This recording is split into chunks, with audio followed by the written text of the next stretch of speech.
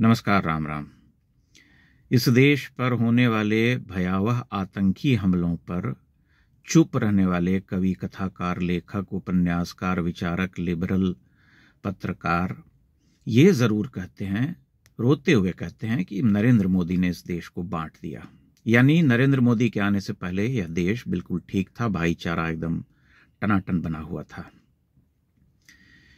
जबकि सच यह है कि 1947 में इस देश का विभाजन हुआ, हम सभी जानते हैं। आधुनिक भारतीय इतिहास की सबसे बड़ी त्रासदी जिसे हम कह सकते हैं। 1947 में नरेंद्र मोदी नाम के किसी व्यक्ति का इस धराधाम पर अवतरण भी न हुआ था, जन्म भी न हुआ था। 1947 में देश बटा, नोहाखाली से लेकर के लाहौर, कराची, पेशावर, मुल्तान तक कत्लो-गारत मची, लाखों लाख लोग मारे गए, करोड़ों विस्थापित हुए। उसके बाद आज़ादी मिली। कथित तौर पर आज़ादी मिलने के बाद 1 वर्ष के बाद बापूजी स्वर्गधाम को चले गए और उनके चेले पंडित जवाहरलाल नेहरू जी ने उसी गंगा जमनी शरबत का पान किया और छक करके पीने के बाद कहा कि इस देश में जो भी लोग रहना चाहते हैं वे रह सकते हैं, यह देश उनका ही है और वे आराम से रहें, शौक से रहें। सरदार वल्लभ भाई पटेल ने आगाह किया था, चेताया था कि जो लोग पाकिस्तान के समर्थन में वोट दे चुके हैं, सभी लोग लगभग, उनका हृदय परिवर्तन कैसे हो गया रातों रात, इसका उत्तर उन्हें स्वयं खोजना चाहिए। लेकिन वल्लभ भाई पटेल की बात को किसी ने ध्यान नहीं दिया। देश जो है पूर्ववत हो गया, पुराने रूप में आ गया, मानो कुछ हुआ ही ना हो। इतनी बड़ी त्रासदी हो गई, लेकिन कुछ नहीं हुआ। वापस जो है अपने ढर्रे पर लौट आया। उसके बाद देश में जो लोग रह गए, उन्होंने वापस धीरे धीरे अपने पुराने एजेंडे की ओर लौटना शुरू किया। गंगा जमनी शरबत जो है सभी पी चुके थे। जो 7% यहां रह गए थे, उन्होंने धीरे धीरे धीरे धीरे, एक तरह से तीव्रता से कहिए, कि अपनी आबादी बढ़ा करके अब 25 से 30% तक पहुंचा ली है। जो पाकिस्तान में हिंदू रह गए थे 17-18%, वे घटते घटते घटते घटते 1.5% पर आ गए। बांग्लादेश में जो हिंदू थे 33%, वे 6-7% पर रह गए। अफगानिस्तान में साफ हो गए। उसके बाद एजेंडा जब चला इस देश में, तब पाकिस्तान पार्ट 2 शुरू हुआ, जिसमें कि कश्मीर में जो हिंदू थे, लाखों लाख हिंदू जो पुरखों की धरती पर रहते आए थे, उन सबको भगाया गया। उनकी स्त्रियां बलात्कृत हुईं, उनके घर जलाए गए। रातों रात कश्मीर घाटी हिंदुओं से खाली हो गया, क्योंकि वह जन्नत है और वहां पर हिंदुओं को रहने का कोई अधिकार नहीं है। इसी तरह से यह देश चलता रहा। सूफी नाइट्स, गजलें गाई जाती रहीं, जश्न रेख्ता होता रहा। पाठ्यक्रम में जितने लुटेरे आक्रांता थे उन सबको महिमा मंडित किया गया। भारतीय समाज की 2-3 पीढ़ी भ्रष्ट हो गई है सोच करके कि वे सब तो इस देश को संवारने आए थे। फिल्मों में वही दिखाया गया, साहित्य में वही लिखा गया, भरपूर लिखा गया। मुख्य धारा के साहित्य में सब कुछ एकदम बहुत बढ़िया, चक एकदम चकमक चल रहा था। उसके बाद सरकारें आती गईं, बदलती गईं, चलता गया देश। 2004 में अटल बिहारी वाजपेयी चुनाव हार गए। चुनाव हारने के बाद कांग्रेस का स्वर्ण युग लौटा। स्वर्ण युग में इस देश में धमाकों की भरमार हो गई। 2005 से 2014 तक कभी दिल्ली, कभी बंबई, कभी हैदराबाद, कभी चेन्नई, कभी जयपुर, कभी वाराणसी, कभी मालेगांव। ऐसा कौन सा प्रमुख शहर था जो बच गया हो? चीथड़े उड़ते रहे लोगों के और टीवी पर कार्यक्रम चलता रहा। हर धमाके की रात के बाद सुबह जो है लौट आई अपने ढर्रे पर, पटरी पर जीवन लौट आया।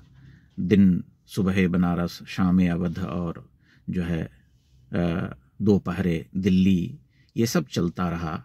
लोगों ने कहा कि नहीं, देश नहीं बटा था।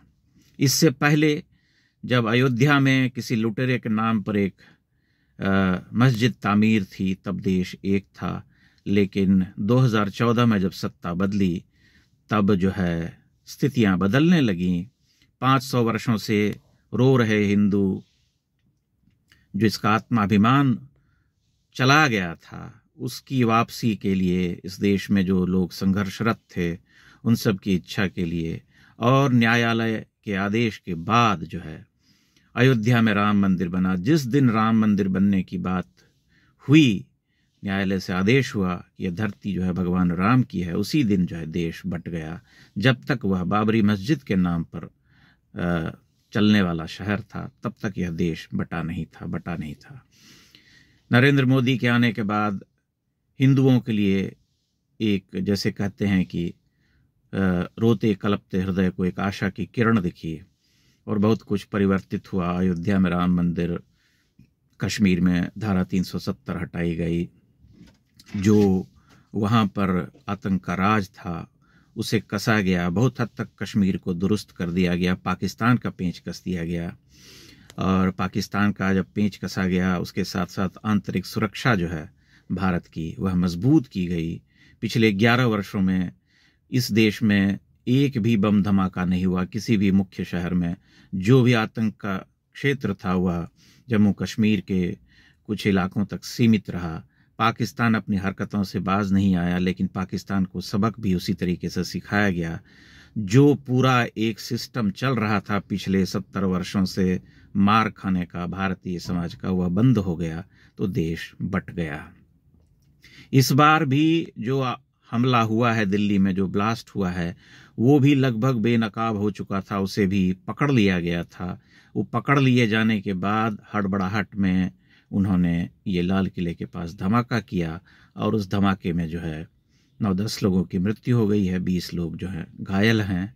उनके प्लान बहुत बड़े बड़े थे, बहुत खतरनाक थे, जिसमें कि इस देश को थर्रा दिया जाता अगर वो सब RDX फट पड़ता, जो रासायनिक जुटाए थे उसे अगर भोजन में, प्रसाद में मिला दिया जाता तो यहाँ पर मौत का नंगा नाच होता। लेकिन वह सब नहीं हुआ। सुरक्षा एजेंसियों की मुस्तैदी से, सरकार की मुस्तैदी से देश जो है बच गया, लेकिन देश बट गया। आज इस घटना के बाद हमारे देश के बौद्धिक चुप हैं और जो बौद्धिक बोल रहे हैं वे वोट चोरी का आलाप कर रहे हैं या कह रहे हैं कि बिहार में चुनाव चल रहा है इसीलिए ये सब किया गया।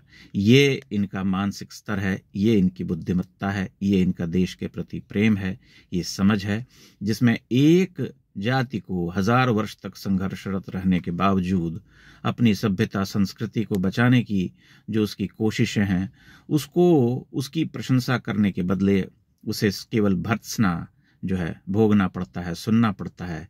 यही इस देश का सच है कि देश बट गया। नरेंद्र मोदी ने बांट दिया, जबकि सच्चाई यह है कि नरेंद्र मोदी ने उन सब के लिए सबसे अधिक कल्याणकारी योजनाएं चलाई, जिसका उन्होंने भरपूर लाभ लिया, लेकिन बदले में कुछ दिया नहीं।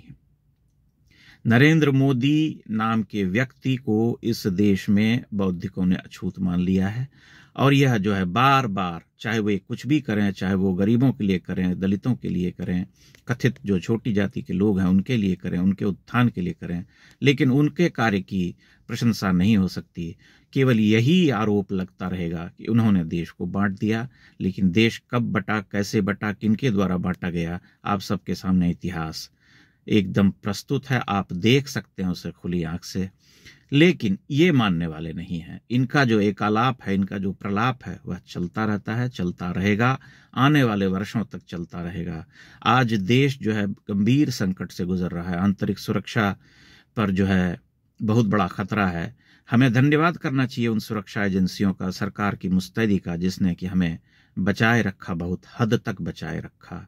दुर्भाग्य से यह घटना हुई और इसके बाद जो है धर पकड़ अभियान जारी है, लेकिन ये सभी बौद्धिक मुंह सिले बैठे हैं। इनके हिसाब से ये आतंकी हमला नहीं है, ये तो नरेंद्र मोदी ने जो देश बांटा है उसका परिणाम है। बहुत बहुत धन्यवाद।